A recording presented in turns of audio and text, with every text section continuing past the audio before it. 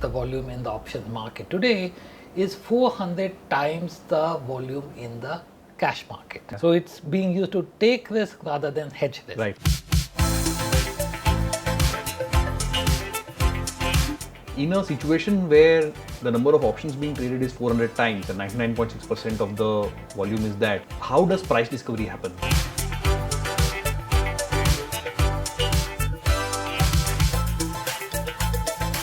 What is more interesting is the high frequency traders who are there and who are arbitraging these opportunities, their average holding period is just 3 seconds for an options contract.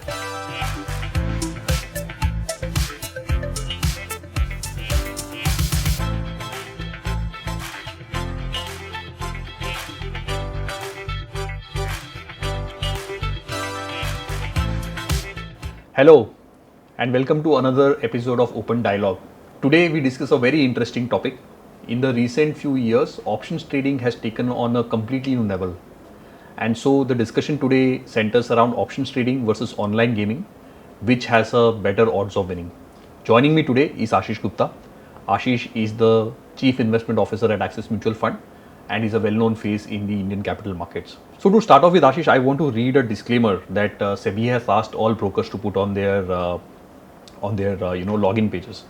So it says 9 out of 10 individual traders in equity futures and options segment incurred net losses. On an average, loss makers registered net trading loss close to 50,000 rupees. Over and above the net trading losses, loss makers expended an additional 28% of trading losses as transaction costs.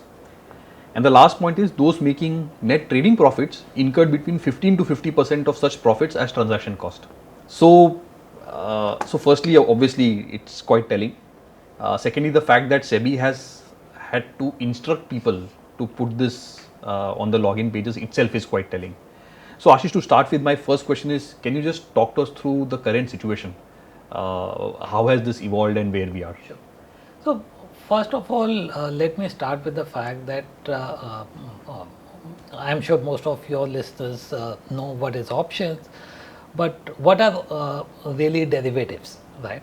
So derivatives are instruments that derive their value out of certain other instrument, right? Yep. So in this cases, it's a stock price, right? And so derivatives generally are in two kinds. There is a futures and there is an option, right? And what we are talking about is really the option market, which gives the buyer right to either call for the share at a certain price or sell the share at a certain price, right? And the seller has the opposite obligation. Derivatives were defined as, or designed as an instrument for someone to hedge his risk. So Yep. if he is investing in a company, he has a certain risk of price movement. So these were instruments that were supposed to reduce that risk, Yep. right? But the development of these markets have taken off really completely uncorrelated to the underlying market, Yep. right?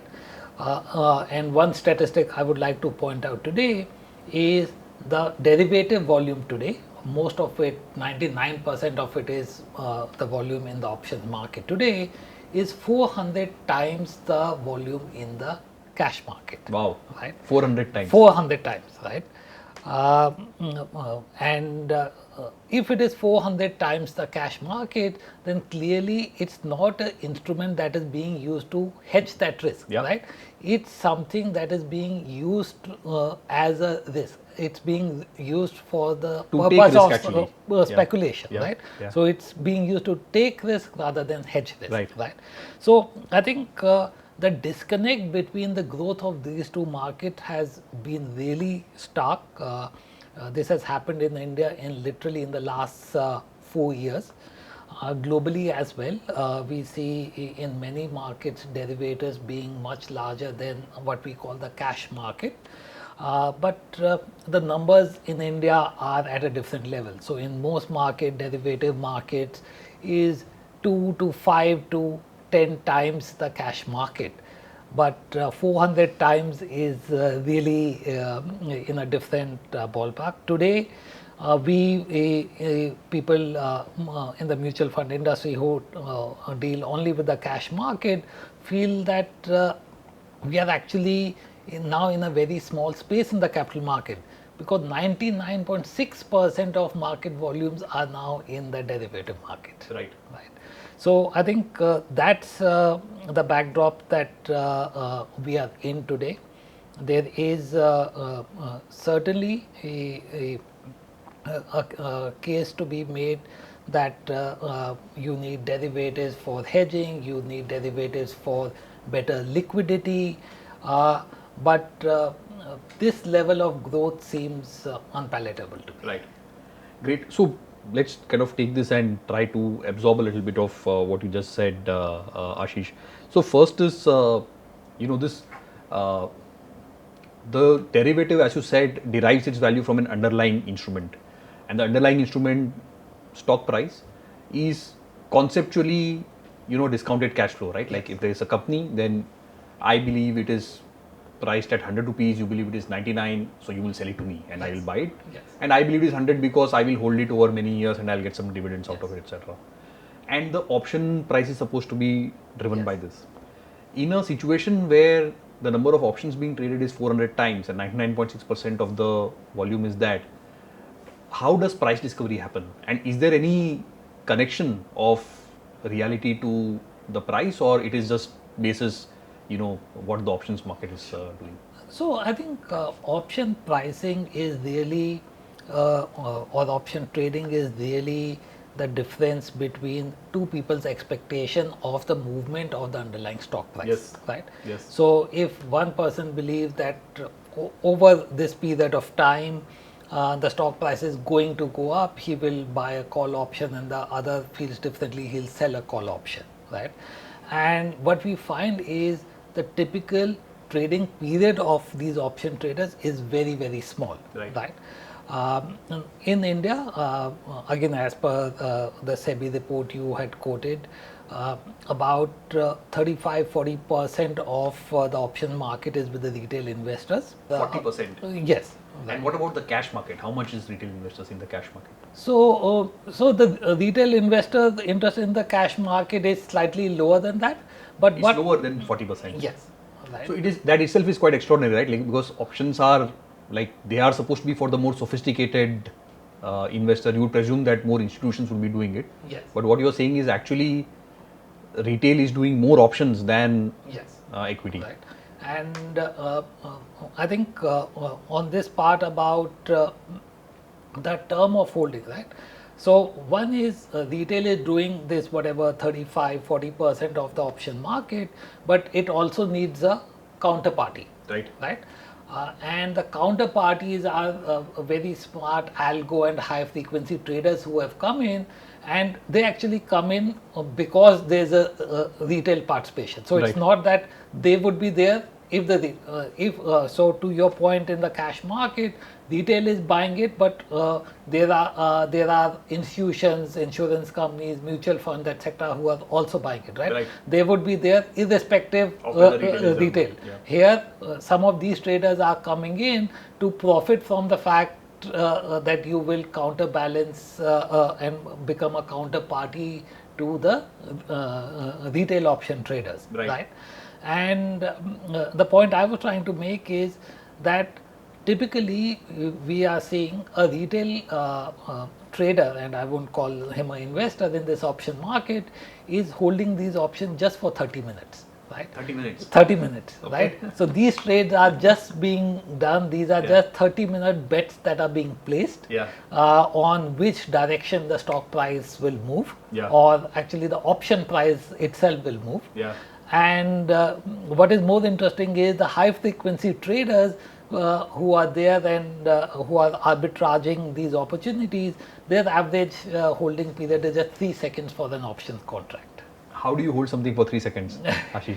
So basically you are just buying and selling and making most of... so the machine is constantly buying, selling, selling, right? Right. So, so in that sense, to your earlier point, are they looking at the discounted cash flows, etc.? The answer is no. They are just trying to predict which way the price of the option, let alone the price of the underlying share, is going to move in the next few minutes or next few seconds. Right. So a couple of further questions. So actually two different tracks. So first is this retail investor who's holding options for 30 minutes. Who's this person? What is their demographic? What do they look like? Sure. So actually that's quite interesting, and we looked at some of the data. So most of these guys, the average age is about 29 years. Okay. To kind of give you a comparison, average age of a mutual fund investor or someone investing in cash market is about 37 to 40 years. So this is a much younger A decade demographic. younger. Yeah, right. What we find it even more interesting is of the new lot that is coming, new customer addition that is happening, the average age is actually under 25 years. Wow. Right. So The first jobbers basically. yes, right. Hopefully, jobbers. Anecdotally, we know of students who are now dabbling into this market. What is also interesting is lot of these traders have come in the last 4 years, Right. And I think 2019, the total number of retail traders in the option market was about 0.5 million. Today, that number is 7 times higher at 3.5 million. Wow. Right, in 3 years. So I think a lot of young people are getting attracted into this market. We are seeing lot of traders come from tier 2, tier 3 towns. In fact, in terms of new customer additions, with some of these stockbroking fintechs who dominate this market, so they have over 60% share. Now, more than half of their new sign-ons are from tier 3 or beyond cities. Right. Right. If again I compare it to the mutual fund industry or the cash market, most of the investors are actually from tier 1 cities and the metros. But in the option market, we are actually seeing more people now coming in from the hinterland as well. I think what has happened is this new age apps have both because of their ease of use, because how they have dropped the transaction charges, particularly at the time of entry, has attracted a lot of the millennials, so to speak. And I think they are dominating this market activity compared to what we see in the traditional investor base. So very interesting. So a lot of these guys seem to have gone directly to options trading. Yes. From kind of Yes. not doing anything before. Yes. It's Yes. not. It's not this. This notion of somebody comes into the workforce, starts an FD, then buys a mutual fund, then buys equities, and maybe then moves to options. Yes. People seem to have leapfrogged directly from Yes. Yes. no FD to options. Yeah, and again, from where you started this conversation, right? If I look at the demographic profile, the average age, or geographies where this traders are coming from, the only similarity I find is to the subscribers for online gaming, Yep. Where the average age of a subscriber at 29 is similar to the average age here. Average year. Yeah, Absolutely. so it's very different from what the average age is, let's say, for the mutual fund investor or a cash market investor. So Ashish, what is it that attracts these people to options? Like why trade options and not trade equity or a future or whatever else? No, I think it is lure of outsized returns. Right. I kind of say it's similar to betting. Because what we have, and we have discussed options as one entity, but really if we break it down and also look at how the option market has grown, what has really happened is the term of the options has been reducing over time. Right. when options were introduced, they were primarily monthly contracts. Monthly means that you are taking what will the price be will at the end of the month. End of the month, right? And then we moved to weekly contracts. Yes. And now we have moved to daily contracts, right? Okay. And if we chart the course of growth of the options market, really the spike started when the weekly contracts came in, and it has accelerated when the daily contracts have come in, right? So the option price, the biggest component of the price is the time value of the option, right? So as you bring down the time value, the cost of the option comes down, right? And I can kind of link it to sachetization, what we saw in the consumer market, right? So when companies, rather than selling 1 liter shampoo bottle, started selling a sachet of shampoo, it opened out a new base of customers, right? So today, for example, if I have to buy a monthly option on the Nifty at the money, means at the same price Nifty is trading in the cash market today, if I have to buy a monthly option, I probably have to pay 18,000 rupees. Okay. Right? For the weekly option, the price is around 5,000 rupees. Right. For the same day expiry, the price can be as low as 1,000 or 1,200 rupees. Right. And if you bought Nifty itself? Right. I would have to pay 10 lakh rupees. 10 lakh rupees. Right. So basically, by putting 1,000 or 2,000 rupee, I'm making a bet that is the notional value of the bet is 10 lakh rupees, right? So the alternative is that you put 10 lakhs and take that risk versus you put 2,000 and take the 10 lakh risk. Right. So basically you're getting 500 times the leverage. Yes. Right.